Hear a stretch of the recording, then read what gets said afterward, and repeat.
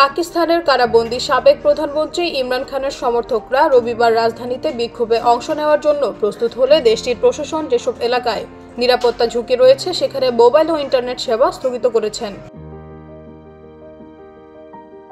সরকার ও স্বরাষ্ট্র মন্ত্রণালয় পাকিস্তানের নিষিদ্ধ সামাজিক মাধ্যম এক্স-এ এই ঘোষণাটি পোস্ট করে। তবে ঘোষণায় স্থগিতাদেশের আওতাধীন এলাকার নাম উল্লেখ করা হয়নি বা জানানো হয়নি কতক্ষণের জন্য এসব সেবা স্থগিত থাকবে।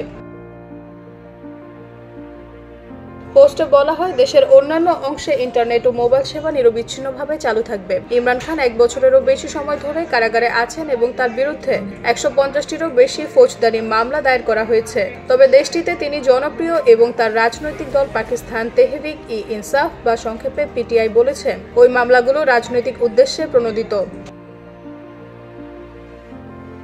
তার সমর্থকরা মুক্তির দাবি জানাতে সামাজিক মাধ্যমের উপর বড় আকারে নির্ভর করেন এবং যে কোনো আসন্ন কর্মসূচির সময়সীমা ও অন্যান্য তথ্য আদান প্রদানের জন্য হোয়াটসঅ্যাপের মতো মেসেজিং প্ল্যাটফর্ম ব্যবহার করেন।